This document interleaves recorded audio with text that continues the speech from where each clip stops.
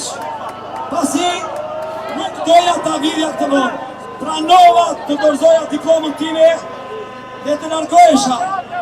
Por studimet e mia kanë qenë dhe unë jam betuar për Shqipërinë. Kanë qenë një ushtarak dhe nuk doja ta vidja atëherë.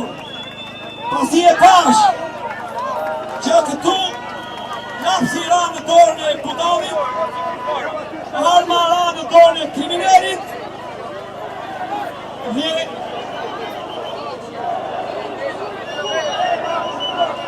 Revolucion! Revolucion! në tuar të transtarve. Në qoftë se në vitet e monizmit ishim 30% të popullsisë të persekutuar, sot jemi 90% të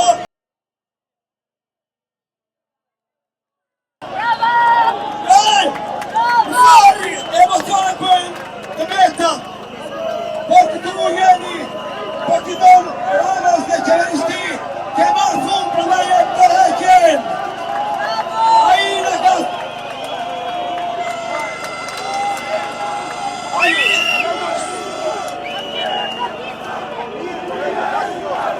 E ke kërtoni!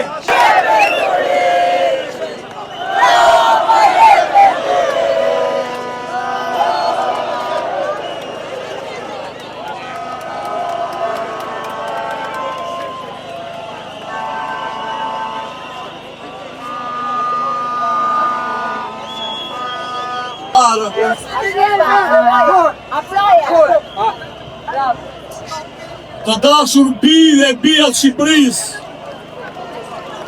populli i nderuar i Shqipërisë, nuk e mendonin kurrë se do të riktheheshim një krizë tjetër të tillë.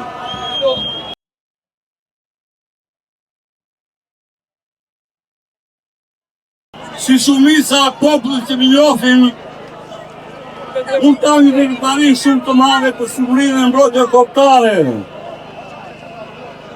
Por në 97 shteti shqiptar më qemërua ta shërën ushtarak të Shqipërisë në Turqi dhe me kryeministrin e Turqisë Tansu Çiller shpëtuam Shqipërinë nga krizat politike që sjellën ata që kanë pushtuar Shqipërinë.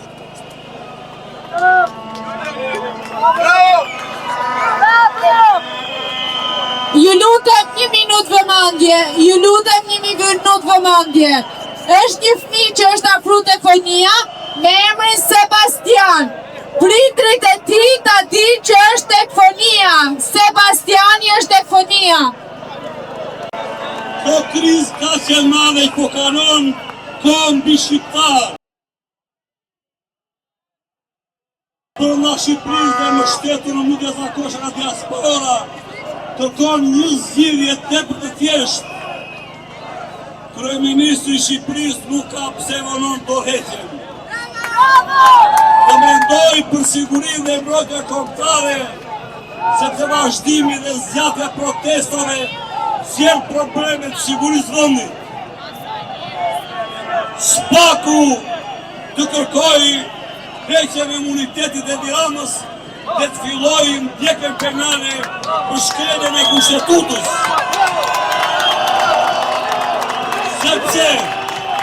Sepse ka shkelur kushteti numër 1, numër 2 dhe numër 3 të kushtetutës për sovranitetin dhe të vizitë territoriale të Shqipërisë, e cila përbën tradhti kombëtare. Bravo!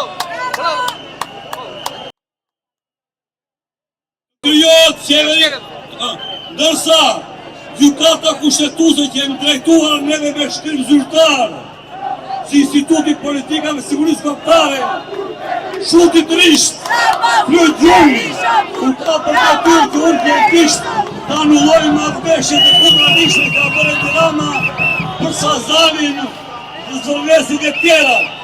Pra, gjykata kushtetuese ashtu si veproi për anullimin e marrëveshjes së detit me Greqinë, duhet të anullojë urgjentisht marrëveshjen e Sazanit dhe të zërvesit të qetësohet populli shqiptar. Të krijohet të krijohet qeveri teknike 1 vjeçare me personalitetet e botës shqiptare të Shqipërisë, njerëzit me vlera jo partijak, po shkencëtar. Në muajin e 8 të qeverisë teknike të bëhet referendumi popullor me popull, me të gjitha pikat e ligjeve pranë dhe dyshin deri më sot, të cilat janë anti-shqiptare, anti-legjore, anti-kushtetuese.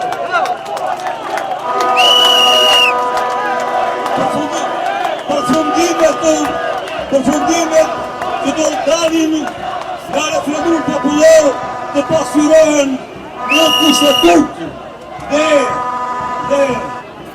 të sekuestrohen të gjitha pasuritë e politikanëve, të deputetëve, ministrave, të cilat nuk përputhen me të ardha zyrtare të përderoj.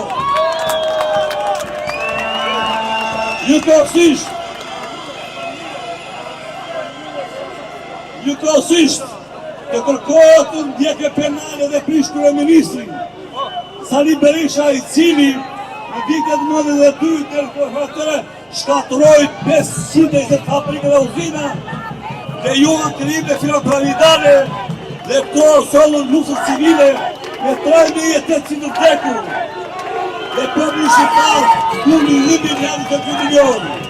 Pra, me e drejtuar qytetarët edhe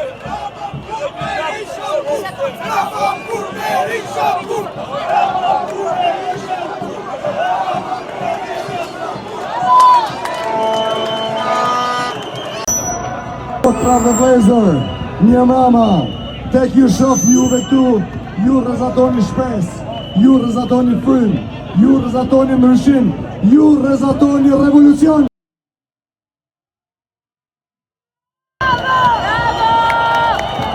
Unë kam marrë nga Londra dhe kur lëshova një kushtrim, e lëshova të kushtrim si trupat e Skënderbeut.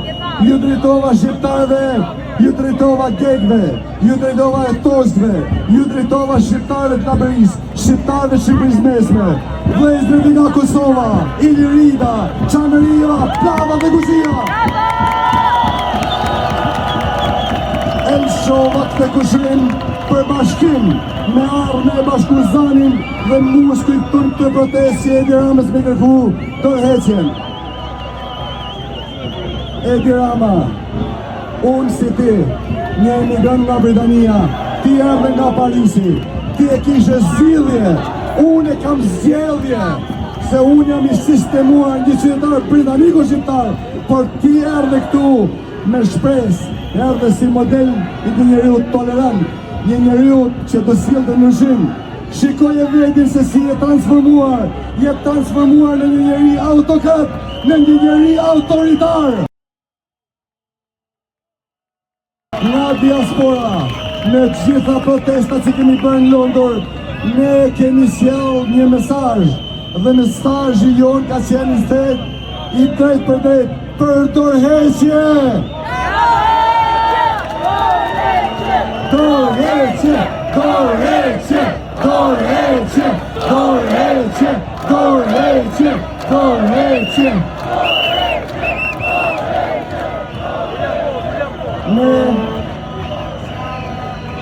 Kjo protest është krejt ndryshe çfarë kemi parë në 36 vite. Në 36 vite ne kemi parë parti opozitare që protestojnë për me hek një regjim dhe me na sjell një regjim tjetër. Por kjo protest është protest qytetare për revolucion, për transformim, për reforma demokratizuese. Kjo protest është shpresë për të realizuar gjithë proceset demokratike që i lanë në mes në vitin 1996 dhe ju sot të i realizoni në vitin 2026.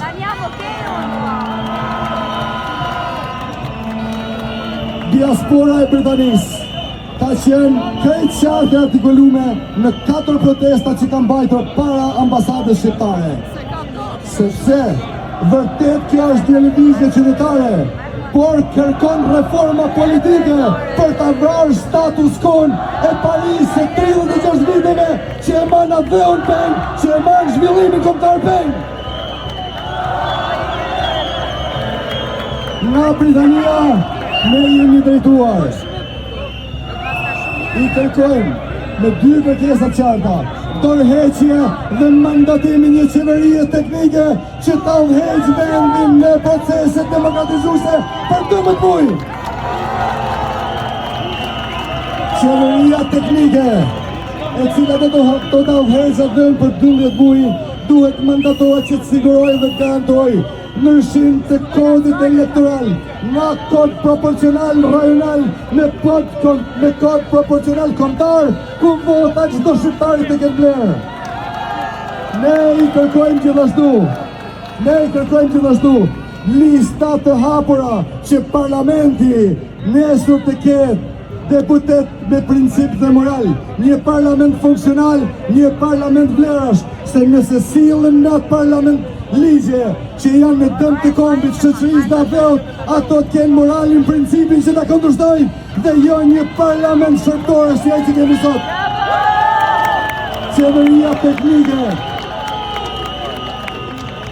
Qeveria teknike duhet siguroj dhe garantoj numrin elektorik që mos